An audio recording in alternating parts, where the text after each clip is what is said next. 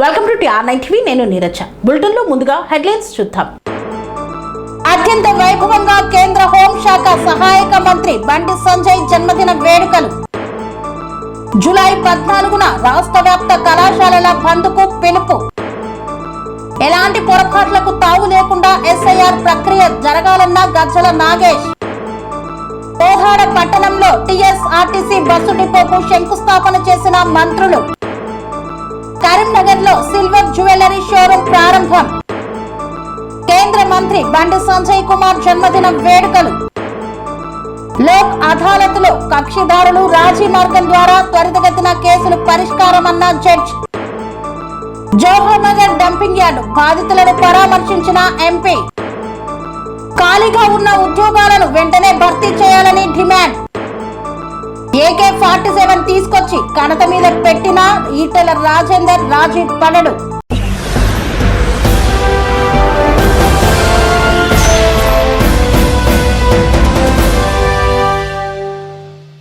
Mayor Kolagani Srinivas ఆధ్వర్యంలో కేంద్ర మంత్రి బండి సంజయ్ జన్మదిన వేడుకలను అత్యంత ఘనంగా నిర్వహించారు.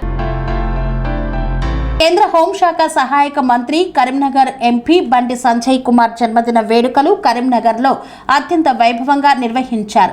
నగర పాలక సంస్థ మేయర్ కొలగాని శ్రీనివాస్ సారథ్యంలో జరిగిన ఈ వేడుకలు నగర వ్యాప్తంగా పండగ వాతావరణాన్ని తలపించాయి. నగరంలోని ప్రధాన కూడలలో ఏర్పాటు చేసిన భారీ హోర్డింగులు, ఫ్లెక్సీలతో బండి సంజయ్ కుమార్ పుట్టినరోజు వేడుకలు ప్రత్యేకంగా కనిపించాయి. మేయర్ కొలగాని శ్రీనివాస్ ఆధ్వర్యంలో నగరం నలుమూలలా ఆయనకు శుభాకాంక్షలు తెలుపుతూ పెద్ద ఎత్తున ఫ్లెక్సీలను ఏర్పాటు చేయించారు. కేంద్ర మంత్రి బండి సంజయ్ కుమార్ జన్మదినోత్సవాన్ని పురస్కరించుకొని ఉదయం మేయర్ కొలగాని శ్రీనివాస్ తీగలగుట్టపల్లిలోని తన క్యాంపు కార్యాలయం నుండి జన్మదినోత్సవ వేడుకలను ప్రారంభించి నగరంలోని పలు ప్రాంతాల్లో నిర్వహించిన పుట్టినరోజు వేడుకలకు, కార్యక్రమాలకు హాజరయ్యారు. తీగలగుట్టపల్లిలోని శ్రీ కోదండ రామాలయంలో ప్రత్యేక పూజలు నిర్వహించారు. బండి సంజయ్ కుమార్ ఆయురారోగ్యాలతో ప్రజాసేవలో మరిన్ని విజయాలు సాధించాలని భగవంతుడిని కోరుకున్నారు. అనంతరం తెలంగాణ చౌక్లో బీజేపీ జిల్లా శాఖ నగర పాలక సంస్థ ప్రజాప్రతినిధుల ఆధ్వర్యంలో నిర్వహించిన 54 కిలోల భారీ కేక్ను కట్ చేసి కార్యకర్తలతో కలిసి వేడుకలను ఘనంగా జరుపుకున్నారు.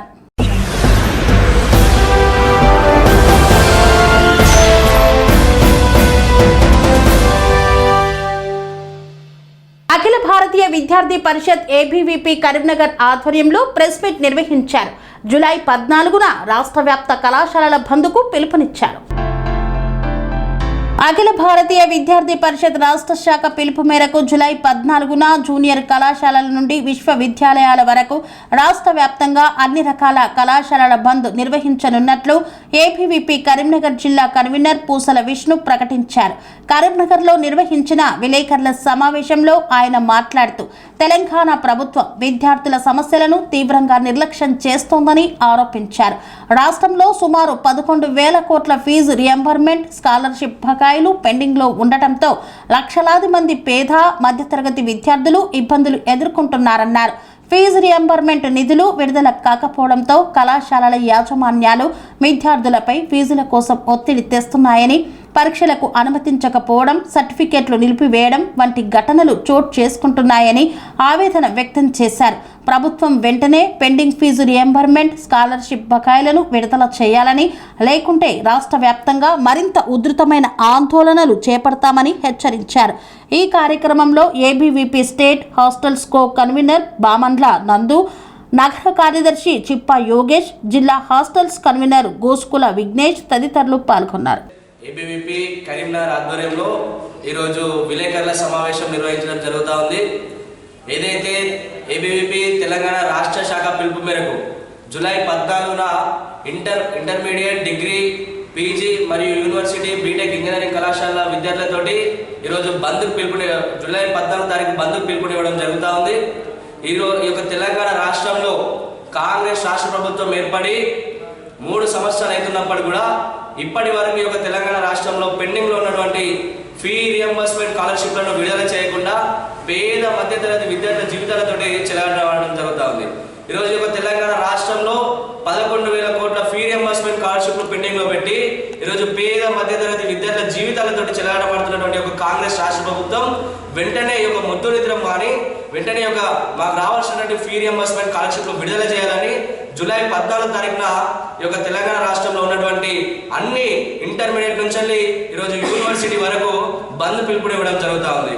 ఈరోజు యొక్క తెలంగాణ రాష్ట్రంలో ఒక చదువురాని ఒక వ్యక్తికి ఈరోజు విద్యాశాఖని ముఖ్యమంత్రిగా ఈరోజు కూర్చోబెట్టి ఈరోజు చదువుకుంటున్నటువంటి విద్యార్థులందరినీ ఈరోజు రోడ్ల పాలన చేయడం జరుగుతూ ఉంది. ఈరోజు యొక్క కాంగ్రెస్ రాష్ట్రం ఏర్పడి 3 సంవత్సరాలు అవుతున్నప్పుడు కూడా ఈ యొక్క తెలంగాణలో విద్యాశాఖ మంత్రిని నియమించకపోవడం నిజంగా సిగ్గుచేటని మనం అందరం చెప్పుకోగలుగుతాం. ఈ యొక్క తెలంగాణ రాష్ట్రంలో ఈరోజు 11,000 కోట్ల ఫీ రియంబర్స్మెంట్ స్కాలర్షిప్లు పెండింగ్ లో ఉంటే ఈరోజు ముఖ్యమంత్రి కానీ ఉప ముఖ్యమంత్రి కానీ వాళ్ళు ఏమని చెప్తున్నారంటే మా యొక్క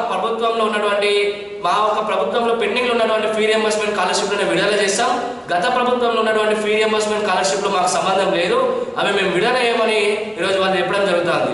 ఇదే కాంగ్రెస్ లో ఉన్నటువంటి ఒక రాష్ట్ర ముఖ్యమంత్రి రేవంత్ రెడ్డి ఏదైతే ఎలక్షన్ హామీలలో ఏవైతే పెండింగ్ లో ఉన్నటువంటి ఫీ రియంబర్స్మెంట్ స్కాలర్షిప్లను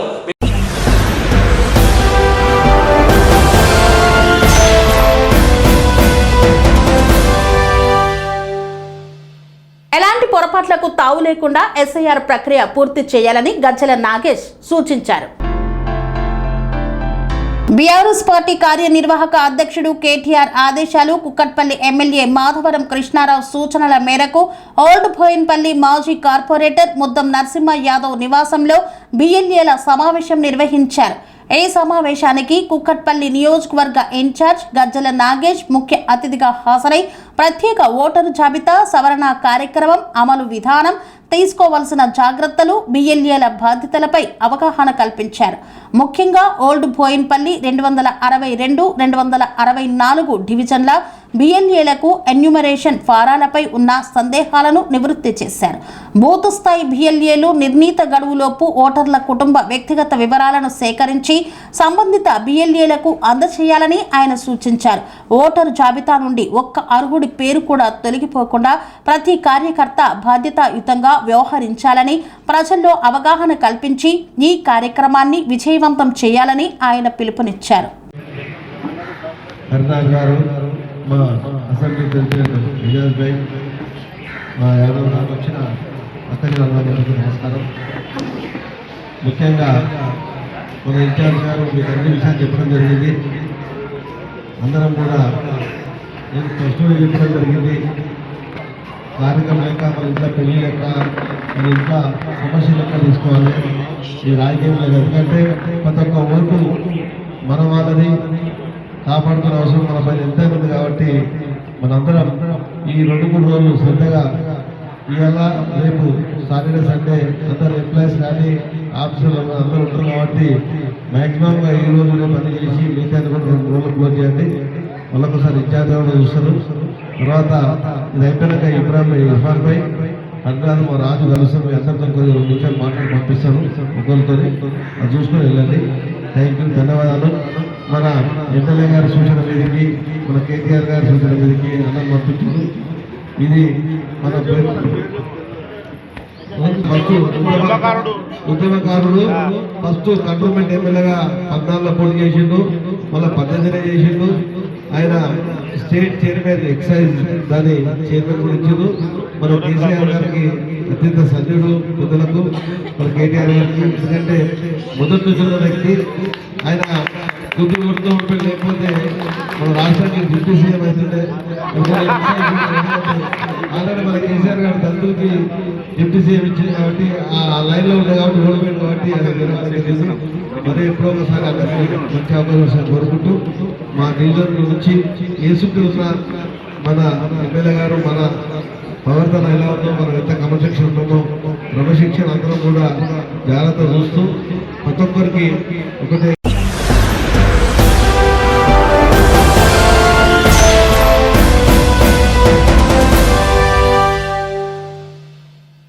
పట్టణంలో 16,92,00,000తో నిర్మించనున్న నూతన టీఎస్ఆర్టీసీ బస్సు డిపోకు శంకుస్థాపన చేసిన మంత్రులు. కోదాడ పట్టణంలో 16,92,00,000 వ్యయంతో నిర్మించనున్న ఆధునిక TSRTC bus depot bus station నిర్మాణ పనులకు మంత్రులు ఎన్ ఉత్తమ్ కుమార్ రెడ్డి, పొన్నం ప్రభాకర్, కోదాడ ఎమ్మెల్యే పద్మావతి రెడ్డి శంకుస్థాపన చేశారు. ఈ సందర్భంగా మంత్రి పొన్నం ప్రభాకర్ మాట్లాడుతూ కార్పొరేట్ స్థాయిలో అత్యాధునిక సౌకర్యాలతో మోడల్ బస్ స్టేషన్ బస్సు డిపోను నిర్మిస్తున్నామన్నారు. రాష్ట్ర ప్రభుత్వం అమలు చేస్తున్న మహాలక్ష్మి పథకం ద్వారా ప్రతిరోజు సుమారు 30 లక్షల మంది మహిళలు ఉచితంగా ఆర్టీసీ బస్సుల్లో ప్రయాణిస్తున్నారని తెలిపారు. గత ప్రభుత్వం ఆర్టీసీ కార్మికుల సమస్యలను పట్టించుకోలేదని విమర్శించారు. దేశంలో ఎక్కడా లేని విధంగా తెలంగాణలో మహిళలకు ఉచిత బస్సు ప్రయాణ సౌకర్యాన్ని కాంగ్రెస్ ప్రభుత్వం కల్పించిందని పేర్కొన్నారు. మంత్రి ఉత్తమ్ కుమార్ రెడ్డి మాట్లాడుతూ రాష్ట్రంలోనే తొలిసారిగా ఒకే బస్సు స్టేషన్ డిపో నిర్మాణానికి 17 కోట్లకు చేరువైన నిధులు కేటాయించడం సంతోషకరమన్నారు. సుమారు 5.5 ఎకరాల విస్తీర్ణంలో ఆధునిక model bus station bus depot నిర్మాణం చేపడుతున్నామని తెలిపారు. తెలంగాణ ఆంధ్రప్రదేశ్ సరిహద్దు ప్రాంతమైన కోదాడకు ఆదర్శవంతమైన బస్ స్టేషన్ ను అందిస్తున్నామన్నారు. అధిక నిధులతో కోదాడ నియోజకవర్గాన్ని ఆదర్శ నియోజకవర్గంగా తీర్చిదిద్దేందుకు ఎమ్మెల్యే పద్మావతి రెడ్డితో కలిసి కృషి చేస్తామని హామీ ఇచ్చారు.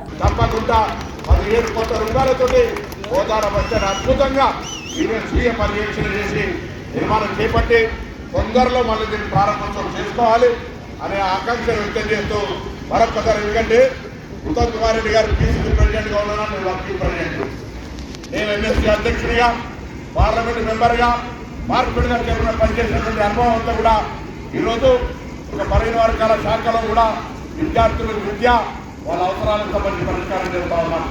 అదేవిధంగా రవాణా శాఖలో అటు ట్రాన్స్పోర్ట్కు సంబంధించి పొల్యూషన్ కంట్రోల్ చేయడానికి ఈవీ పాలసీ కావచ్చు, ఇతరత్ర అనేక రిఫార్మ్స్, రిజిస్ట్రేషన్ షోరూంలోనే తేవడం కావచ్చు, అనేక కార్యక్రమాలు చేస్తూ ఉన్నాం.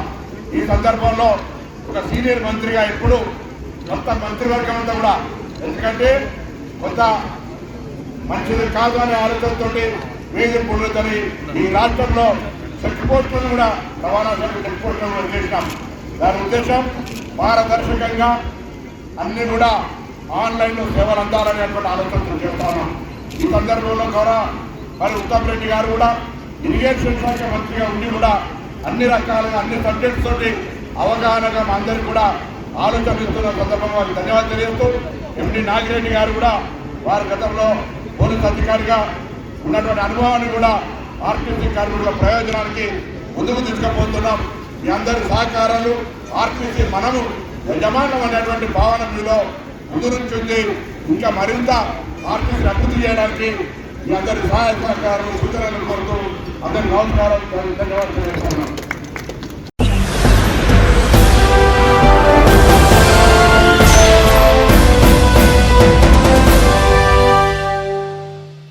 కరీంనగర్లోని కోర్టు చౌరస్తా సిబిఎన్ రోడ్డులో గోయాజ్ 92.5 సిల్వర్ జ్యువెలరీ షోరూం ఘనంగా ప్రారంభించారు. కరీంనగర్లోని కోర్టు చౌరస్తా సమీపంలోని సిబిఎన్ రోడ్డులో గోయేజ్ 92.5 సిల్వర్ జ్యువెలరీ షోరూం ను ఘనంగా ప్రారంభించారు. ఈ సందర్భంగా నిర్వాహకులు మాట్లాడుతూ సంస్థకు చెందిన 28వ షోరూం ను కరీంనగర్ లో ప్రారంభించడం ఆనందంగా ఉంది అన్నారు. నాణ్యమైన 92.5 సిల్వర్ ఆభరణాలను వినియోగదారులకు అందుబాటు ధరల్లో అందించడమే తమ లక్ష్యమని తెలిపారు. ముఖ్యంగా మధ్యతరగతి కుటుంబాలను దృష్టిలో ఉంచుకొని విభిన్న డిజైన్లలో సిల్వర్ జ్యువెలరీని సరసమైన ధరలకు అందుబాటులో ఉంచామన్నారు. కరీంనగర్ ప్రజలు షోరూం సందర్శించి తమకు నచ్చిన సిల్వర్ ఆభరణాలను కొనుగోలు చేసి ఈ అవకాశాన్ని వినియోగించుకోవాలని నిర్వాహకులు కోరారు. కరీంనగర్ రావడం చాలా సంతోషదాయకము. ఇది మధ్యతరగతి వాళ్లకు అందుబాటులో ఉండే ధరలలో సరసమైన ధరలు అన్ని రకాలలో పెళ్లికి సంబంధించిన అన్నీ కూడా తక్కువ ధరల్లో అందుబాటులో ఉన్నాయి. గోల్డ్ ప్లేటెడ్ ఈ రోజులలో బంగారం కొనలేని స్థితిలో ఉన్నారు. 1,60,000 1,70,000 పోతున్నాయి. అది మీకు ఒక పెళ్లికి సంబంధించిన అన్ని వస్తువులు 2 లక్షల లోపల వస్తాయి. అందరూ దయచేసి విజిట్ చేయండి, చూడండి, కరీంనగర్ షోరూమ్ రండి, ఇచ్చేయండి. చాలా బాగా మాట్లాడారు. Good morning all of you. ఈరోజు గోయా స్టోర్ 28వ కరీంనగర్లో దక్షిణ భారతదేశంలో 28వ స్టోర్ ఈరోజు ప్రారంభిస్తున్నాము. నెక్స్ట్ మైసూర్, మ్యాంగ్లూర్ షోరూములు కూడా నెక్స్ట్ వీక్లో ఓపెన్ చేస్తున్నాము. ఈ గోయాస్ ప్రత్యేకంగా సిల్వర్ జ్యువెలరీ, ఆ సిల్వర్ జ్యువెలరీలో సిల్వర్ జ్యువెలరీ ప్రజెంట్ చేస్తున్నాము. సిల్వర్ జ్యువెలరీ ఈ రోజున బంగారు ధరల్లో 14,000 15,000 ఉన్న బంగారు ధరలు ఉండటం వల్ల మిడిల్ క్లాస్ పీపుల్ ఎవరో కొనుక్కోలేకపోతున్నారు. దానివల్ల సిల్వర్ జ్యువెలరీ 3 years క్రితం పెట్టేది చూసాము. సౌత్ ఇండియాలో ఈరోజు 28వ స్టోరు కరీంనగర్లో ఓపెన్ చేస్తున్నాము. ఈ స్టోర్లో ప్రారంభోత్సవ సందర్భంగా ప్రత్యేక ఇనాగరల్ ఆఫర్స్ కూడా ఉన్నాయి. నెక్స్ట్ ఈ సిల్వర్ జ్యువెలరీ అనేది కమింగ్ ఇయర్స్లో ట్రెండ్ అవుతుంది. మిడిల్ క్లాస్ పీపుల్కి చాలా అందుబాటు ధరలో ఈ సిల్వర్ జ్యువెలరీ దొరుకుతుంది. ఈ బంగారం కొనుక్కోలేని ప్రాబ్లం లేకుండా గోల్డ్ ప్లేటెడ్ సిల్వర్ జ్యువెలరీ కొనుక్కోవడం చాలా యూస్ఫుల్గా మిడిల్ క్లాస్ పీపుల్కి హ్యాపీగా పర్చేజ్ చేస్తున్నారు. ఇప్పుడు హైదరాబాద్, బెంగళూరు మెట్రోస్ నగరాల్లో కూడా హై ఎండ్ కస్టమర్స్ కూడా సిల్వర్ జ్యువెలరీని బాగా ప్రిఫర్ చేస్తున్నారు. బికాస్ ట్రావెల్ బై ఆల్సో ఇది ట్రావెల్ ఎక్కడికి వెళ్ళినా కూడా మన మ్యారేజ్కి 2 కోట్లు పెట్టి గోల్డ్ జ్యువెలరీ కొనే పీపుల్కి దానికి ఆల్టర్నేటివ్గా 2 lakhs రూపే మనకి మ్యారేజ్కి కావాల్సిన అన్ని వడ్రానం, హారాలు అన్నీ వస్తాయి. ఒక్కసారి కరీంనగర్ ప్రజలందరికీ ఒక్కసారి విజిట్ చేయండి, చూడండి.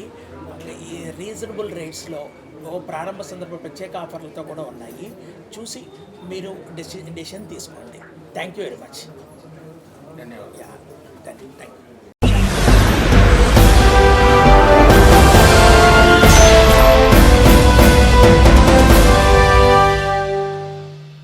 కేంద్ర హోంశాఖ సహాయక మంత్రి బండి సంజయ్ కుమార్ జన్మదిన వేడుకలు కరీంనగర్లో ఘనంగా నిర్వహించారు.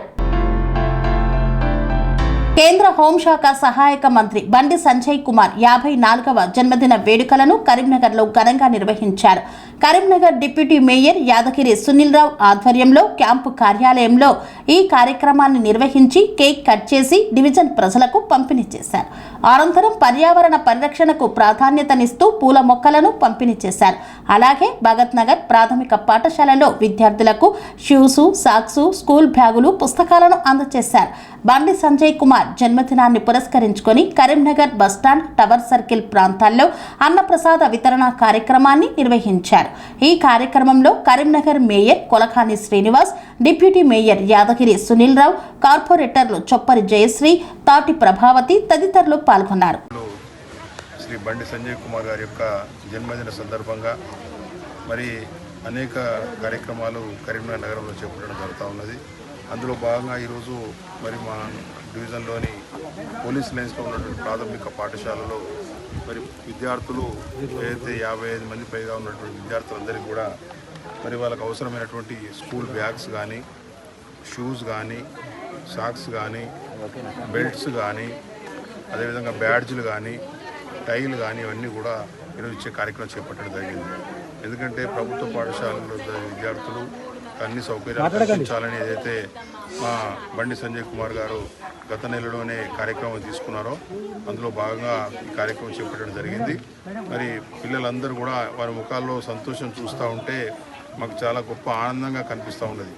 ఎందుకంటే వారు కూడా మరి ప్రభుత్వ పాఠశాలలో చదివే విద్యార్థులకు 20,000 మందికి గతంలో మరి సైకిల్ పంపిణీ చేసేటువంటి కార్యక్రమం ఉన్నది. మరి వారు ప్రభుత్వ పాఠశాలలో చదివే విద్యార్థులకు ప్రోత్సహించాలి, వాళ్ళలో ఒక ధైర్యం నింపాలి, వాళ్ళ ఆత్మస్థైర్యంతో చదువుకొని ఈ పోటీ ప్రపంచంలో అన్ని ఒడిదుడుకులు ఎదుర్కొని గొప్ప పౌరులుగా వాళ్ళు రూపుదిద్దుకోవాలి, సమాజ నిర్దేశకులుగా మారాలి. భారతదేశంలో ఉన్నటువంటి ఈ జాతికి వారు ఒక ఆదర్శంగా నిలిచి అనేక విజయాలు సాధించాలనే ఆలోచనతో ఈ కార్యక్రమాలు చేపడుతున్నాం. కాబట్టి నిజంగా కూడా ఈ కార్యక్రమం తీసుకుంటే సంతోషంగా ఉంది.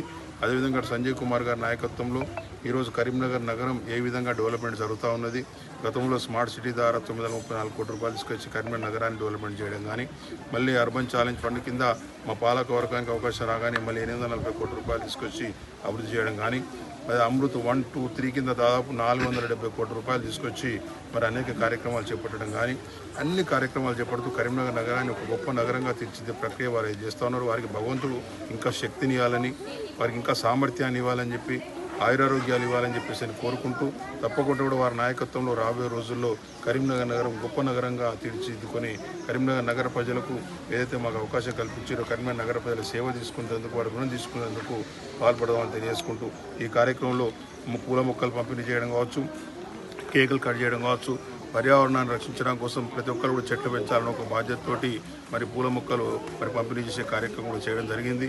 ఇవన్నీ కూడా కార్యక్రమాలు నగరంలో చాలా విధంగా కార్యక్రమాలు జరుగుతాయి కాబట్టి మరి వారికి భగవంతుడు నిండు నూరేళ్ళు మరి ఆయురారోగ్యాలు ఇవ్వాలని చెప్పేసి మా అందరి పక్షాన్ని కూడా కోరుతాము.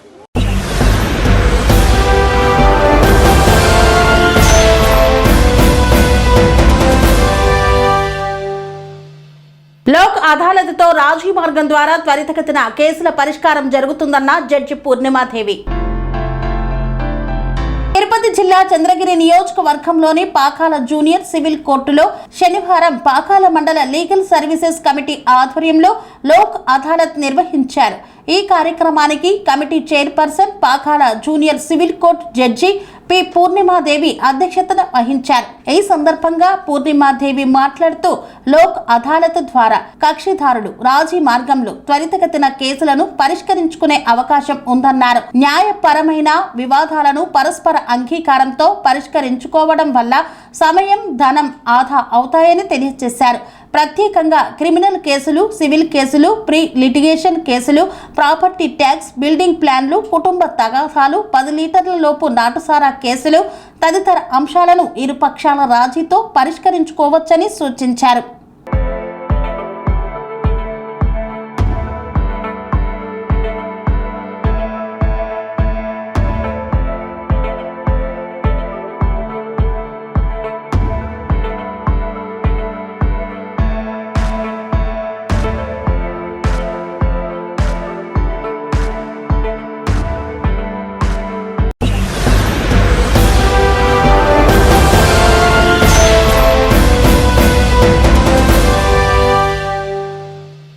జవహర్నగర్ డంపింగ్ యార్డు బాధితులను పరామర్శించిన Malkajgiri MP Etela Rajender. Jawaharnagar dumping yard నుండి వెలువడుతున్న దుర్వాసన, దోమల వ్యాప్తి, నీటి కాలుష్యం, పర్యావరణ కాలుష్యం కారణంగా స్థానిక ప్రజలు తీవ్ర ఇబ్బందులు ఎదుర్కొంటున్నారని బాధితులు ఆవేదన వ్యక్తం చేశారు.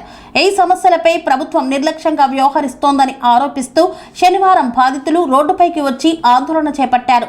ఆందోళన చేస్తున్న బాధితులను పోలీసులు అదుపులోకి తీసుకుని షామీర్పేట్, బొల్లారం, తుకారాం గేట్, కీసర పోలీస్ స్టేషన్లకు తరలించినట్లు సమాచారం. ఈ నేపథ్యంలో పార్లమెంటు సభ్యులు ఈటెల రాజేందర్ ఆయా పోలీస్ స్టేషన్లకు వెళ్లి అదుపులో ఉన్న బాధితులను పరామర్శించారు. వారి సమస్యలను అడిగి తెలుసుకుని ప్రజల ఆరోగ్యానికి సంబంధించిన సమస్యలను ప్రభుత్వం వెంటనే పరిష్కరించాలని డిమాండ్ చేశారు. ఈ కార్యక్రమంలో భారతీయ జనతా పార్టీ రాష్ట్ర కార్యవర్గ సభ్యులు ఏనుగుల తిరుపతి, మాణిక్ రెడ్డి, పిట్ల నాగేష్, రమేష్ తదితరులు పాల్గొన్నారు.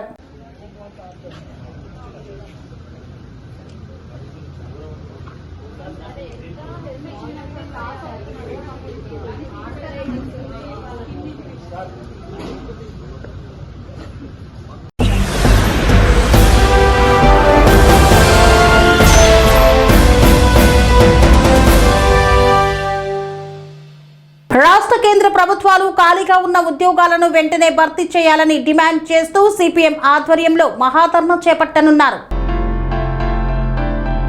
రాష్ట్ర కేంద్ర ప్రభుత్వాలు ఖాళీగా ఉన్న ఉద్యోగాలను వెంటనే భర్తీ చేయాలని డిమాండ్ చేస్తూ సిపిఎం ఆధ్వర్యంలో ఈ నెల 15న ఇందిరా పార్క్ వద్ద నిర్వహించే మహాధర్నాను విజయవంతం చేయాలని సిపిఎం రాష్ట్ర కార్యదర్శి జాన్ వెస్లీ పిలుపునిచ్చారు. ఉస్మానియా విశ్వవిద్యాలయ గ్రంథాలయంలో విద్యార్థులతో నిర్వహించిన మాటా ముచ్చట కార్యక్రమంలో ఆయన మాట్లాడారు. తెలంగాణ ఉద్యమం నీళ్లు, నిధులు, నియామకాల లక్ష్యాలతో సాగిందని గుర్తు చేసిన ఆయన 10 ఏళ్లు అధికారంలో ఉన్న బీఆర్ఎస్ ప్రభుత్వం ఉద్యోగాల భర్తీ, ఇంటికొక ఉద్యోగం, ఉపాధి అవకాశాల పేరుతో ఇచ్చిన హామీలను అమలు చేయలేదని విమర్శించారు. అదే బాటలో కాంగ్రెస్ నడుస్తుందన్నారు. ఉద్యోగాల భర్తీ కోసం నిర్వహిస్తున్న మహాధర్నాలో నిరుద్యోగ యువత, విద్యార్థులు పెద్ద ఎత్తున పాల్గొని విజయవంతం చేయాలని జాన్ వెస్లీ విజ్ఞప్తి చేశారు. ఉద్యోగ నోటిఫికేషన్లు విడుదల చేయాలని పలుమార్లు నిరసనలు తెలియజేస్తే ఉద్యమాన్ని అణచివేసే విధంగా అరెస్టులు చేస్తూ కాంగ్రెస్ పార్టీ ప్రజా పాలన అంటూ నిరంకుశ పాలన కొనసాగిస్తున్నారని నిరుద్యోగ జేఏసీ రాష్ట్ర కన్వీనర్ ఆర్ఎల్ మూర్తి పేర్కొన్నారు. కేంద్ర రాష్ట్ర ప్రభుత్వ శాఖల్లో ఖాళీ ఉన్న పోస్టులను భర్తీ చేయాలి. తెలంగాణ రాష్ట్రంలో 20,000 పోలీసు ఉద్యోగాలను భర్తీ చేయాలి. రాష్ట్రంలో ఖాళీ ఉన్న 2 లక్షల ఉద్యోగాలను ఇవ్వాలి. నిరుద్యోగులకు నిరుద్యోగ భృతి 4,000 రూపాయలు నెల ఇవ్వాలి. భృతి 4,000 రూపాయలను భర్తీ చేయాలి. బ్యాక్లాగ్ పోస్టులన్నింటినీ తెలంగాణ రాష్ట్ర సాధన కోసం ముఖ్యంగా యువత అంతా కూడా పెద్ద ఎత్తున పోరాటాలు చేసి బలిదానాలు చేసింది. నీళ్లు నిధులు నియామకాల పేరుతోనే ఉద్యమం కొనసాగి రాష్ట్రాన్ని సాధించుకున్నది. అధికారంలోకి వచ్చినటువంటి బీఆర్ఎస్ 10 సంవత్సరాలు వచ్చినా సరే ఉద్యోగాలు ఉపాధి అవకాశాలు కల్పించలేదు. ఇప్పుడు కాంగ్రెస్ అధికారంలోకి వస్తే సంవత్సరంలోనే 2 లక్షల ఉద్యోగాలు భర్తీ చేస్తామని హామీ ఇచ్చినటువంటి రేవంత్ రెడ్డి, రాహుల్ గాంధీ ఇప్పుడు 2.5 సంవత్సరాలు అయినప్పుడు కూడా ఉద్యోగాలు భర్తీ చేయడం లేదు. నిరుద్యోగుల జీవితాలతో చెలగాటం ఆడేటటువంటి కార్యక్రమం కొనసాగుతుంది. అట్లాగే కేంద్రంలో అధికారంలో ఉన్నటువంటి బీజేపీ సంవత్సరానికి 2 కోట్ల ఉద్యోగాలు కల్పిస్తామని చెప్పి హామీ ఇచ్చి ఇప్పటి వరకు ఉన్న ఉద్యోగాలే 40 లక్షలకు పైగా తొలగించడం అనేటటువంటి జరిగింది. అందుకే కేంద్రంలో ఖాళీలు ఉన్నటువంటి 10 లక్షల పోస్టులు, అట్లాగే రాష్ట్రంలో ఉండేటటువంటి 2 లక్షల పోస్టులను వెంటనే భర్తీ చేయాలని చెప్పి డిమాండ్ చేస్తూ సిపిఎం పార్టీ ఆధ్వర్యంలో ఈ నెల 15 తారీఖున ఇందిరా పార్క్ దగ్గర మహాధరణ కార్యక్రమాన్ని నిర్వహిస్తున్నాం. ఇందులో నిరుద్యోగులు పెద్ద సంఖ్యలో పాల్గొని జయప్రదం చేయాలని చెప్పి కోరుతున్నాం. అట్లాగే ముఖ్యమంత్రి ఈ సమస్య పరిష్కారం కోసం వెంటనే స్పందించాలి, నోటిఫికేషన్స్ ఇవ్వాలా, వెంటనే భర్తీ చేసేటటువంటి కార్యక్రమానికి కోరుకోవాలా. ఆ రకంగా జరగకపోతే ఈ ఉద్యమం మరింత ఉధృతమవుతుంది. పెద్ద ఎత్తున రాష్ట్ర వ్యాప్తంగా యువతను నిరుద్యోగుల్ని కలుపుకొని బలమైనటువంటి ఉద్యమం ప్రభుత్వాన్ని తగిన గుణపాఠం చెప్పేటటువంటి పద్ధతుల్లో ఈ ఉద్యమం జరుగుతుందని చెప్పి హెచ్చరిస్తున్నాను. ఆర్ఎల్ మూర్తి, నిరుద్యోగ జేఏసీ రాష్ట్ర కన్వీనర్. ఈరోజు సిపిఎం పార్టీ తెలంగాణ రాష్ట్ర కార్యదర్శి జాన్ వెస్లీ గారు ఉస్మానియా యూనివర్సిటీ వచ్చి లైబ్రరీలో ఉన్నటువంటి నిరుద్యోగులతో మాట్లాడి నిరుద్యోగ సమస్యలను తెలుసుకొని రేపు భవిష్యత్తులో ఈ నెల 15వ తేదీన సిపిఎం పార్టీ తెలంగాణ రాష్ట్ర కమిటీ ఆధ్వర్యంలో జరుగుతున్నటువంటి నిరుద్యోగ ధర్నా జయప్రదం కోసం ఉస్మానియా యూనివర్సిటీలో ఉన్నటువంటి విద్యార్థి సంఘాలు నిరుద్యోగులు సంపూర్ణమైనటువంటి మద్దతు తెలియజేస్తున్నాం. అదేవిధంగా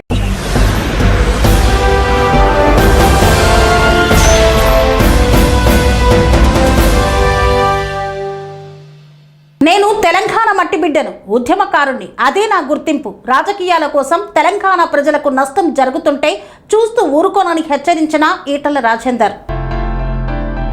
నేను తెలంగాణ మట్టి బిడ్డను, ఉద్యమకారుణ్ణి, అదే నా గుర్తింపు. రాజకీయాల కోసం తెలంగాణ ప్రజలకు నష్టం జరుగుతుంటే చూస్తూ ఊరుకోను, చీల్చి చెండాడుతా అని ఈటల రాజేందర్ ఘాటుగా విమర్శించారు. 2 రోజుల క్రితం ప్రజాభవన్లో తెలంగాణ రాష్ట్ర ముఖ్యమంత్రి రేవంత్ రెడ్డి కాళేశ్వరం ప్రాజెక్టుపై చేసిన వ్యాఖ్యలకు బదులుగా శుక్రవారం బోయిన్పల్లిలోని గాయత్రి గార్డెన్స్లో నిర్వహించిన మీడియా సమావేశంలో మాట్లాడారు. మేము స్వయం ప్రకాశితులం. ఎవరో మాట్లాడిస్తేనో, స్క్రిప్ట్ రాసి ఇస్తేనో, ఎవరి మెప్పు కోసమో మాట్లాడే వాళ్ళం కాదు. అలా ఆరోపించే నీచులకు నేను సమాధానం చెప్పాల్సిన అవసరం లేదు. నేను కాంగ్రెస్ పార్టీని, ఇంకో పార్టీని తిట్టడానికి రాలేదు. పని చేయాల్సిన వారిని అడుగుతున్నా. దేవాదులకు బేరాజు లేకుండా నీళ్లు పంపు చేస్తున్నారు.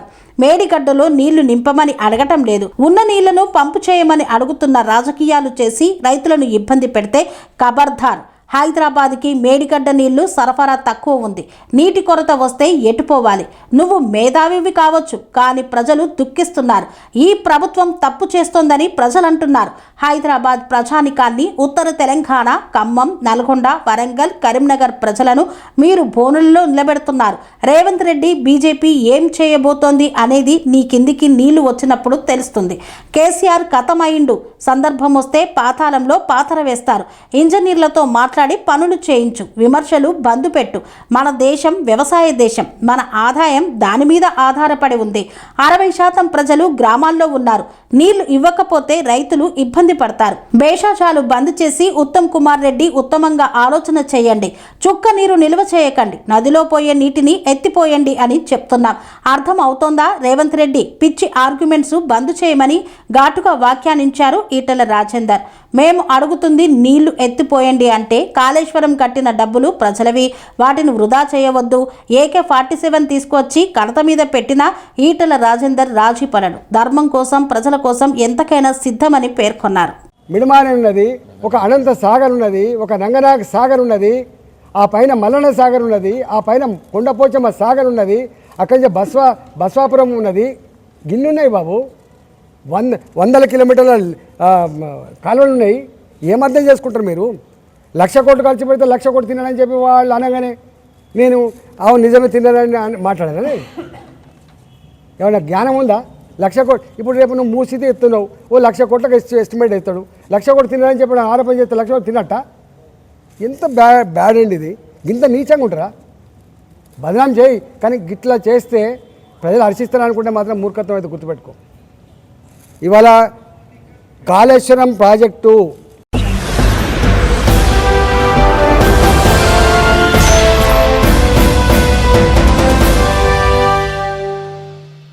ఇంతటితో వార్తలు సమాప్తం. మరిన్ని అప్డేట్స్ కోసం చూస్తూనే ఉండండి TR9 TV.